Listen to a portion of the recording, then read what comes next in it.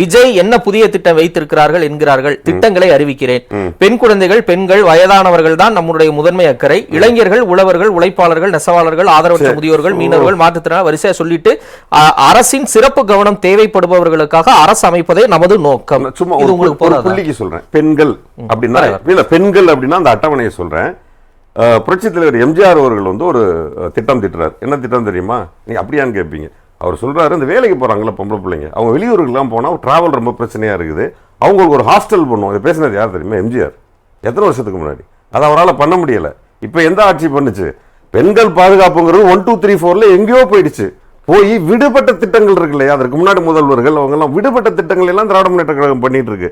அந்த திட்டத்தை தான் எடுத்து முதல்வர் எடுத்து தூசி தட்டி இன்னைக்கு வந்து வேலைக்கு போற பெண்களுக்கான அந்த ஹாஸ்டல்ஸ் பண்ணிட்டு இருக்காங்க. நான் சொல்றது பெண்கள் பொதுவானது இல்ல. பெண்களுக்கு என்னென்ன நெசவாளர்கள், உழைப்பாளர்கள் எவ்வளவு பிரச்சனை. சரிங்க, இது நான் திரைக்கலைஞர் போஸ் வெங்கட்டுக்கு அப்பாற்பட்டு கேட்கிறேன். நீங்க திமுக நிர்வாகிங்கிறதுனாலதான் விஜய் மேல இப்படி எல்லாம் ஒரு புகார் வைக்கிறீங்க. திமுக செய்யும், விஜய் செய்யாது அப்படின்னு சொல்ல வர்றீங்கன்னு பல காலமா சொல்லிட்டு இருக்காங்க. என்ன பதில் சொல்றீங்க? அவங்க சொல்லட்டும். என்ன பொறுத்த ஒரு விஷயம் தான். நான் கேட்கும் பொழுது இப்போ ஒரு கேள்வி கேட்டேன்ல, இந்த கேள்வி போய் சேர்ந்திருக்கும்ல, இந்த கேள்வி சேர்ந்திருக்கும்ல, பார்த்துட்டு தான் இருக்காங்க. ஆமா, அதுக்கு நடிகர், இயக்குனர் எல்லாத்தையும் மீறி மக்கள் மீது அக்கறை இருந்து என்னைக்கு பொது வாழ்க்கைக்கு எவன் வந்தாலும் அவனுக்கு இந்த நடிகர் இயக்குனர்லாம் மேட்டர் இல்லை.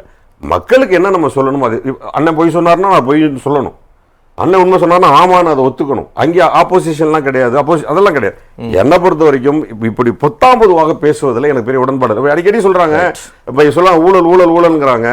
பெரிய நீங்க ஒரு விஷயத்த சரியா புரிஞ்சுக்கணும். திராவிட முன்னேற்ற கழகத்தின் மேல ஊழல்கள் இருக்கு, திமுக அத்தனை பேர் மேல ஊழல்கள் இருந்திருக்கு. அட்டன் பண்ணி திரு அண்ணன் ராசா அவர்கள் மீது வழக்கு நடந்துட்டு இருக்கும் போது அதை சொல்லிதான் அதிமுக அன்னைக்கு ஓட்டு வாங்குச்சு. அன்னைக்கு அவ்வளவு பெரிய தோல்வியை நம்ம சந்திச்சோம்.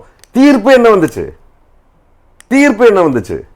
இன்னைக்கு பொன்முடி என்று சொல்கிறார். ஏன் வெளியில வந்தாரு? அண்ணன் ஐபி அவர்களை பேசுறாரு. என்ன அண்ணன் ஐபி அவர்களையும் பற்றி பேசினாரு, திரு மூர்த்தி அவர்களையும் பற்றி இவராக பேசினாரு, பேசுறாங்க. நான் என்ன கேட்கிறேன், நீ ஊழல்னு சொன்னோடனே நான் ரொம்ப தெளிவா கேட்கிறேங்க. ஊழல் இன்று இந்த டெண்டரில் எத்தனாம் தேதி விடப்பட்ட டெண்டரில் இந்த பாலத்தில் அண்ணன் திரு ஐபி அவர்களோ ஏன் சொல்லுங்களேன் ஊழல் செய்தார்கள். அப்படி பார்த்தா நான் சொல்றேன், ஒரு கார் வாங்கினாரு, டாக்ஸ் கட்டல, ஊழல் ப்ரூவ் பண்ணப்பட்டது, கார் தூக்கிட்டு போகப்பட்டது. ஒரே கட்சிக்குள்ள ஊழல்ங்கிறதுக்காக ரெய்டு வந்தவனும் எதை வீட்டுக்கு ரெய்டு வந்தாலும் அவனு இருக்கிற ஒரே கட்சி அந்த கட்சி தான்.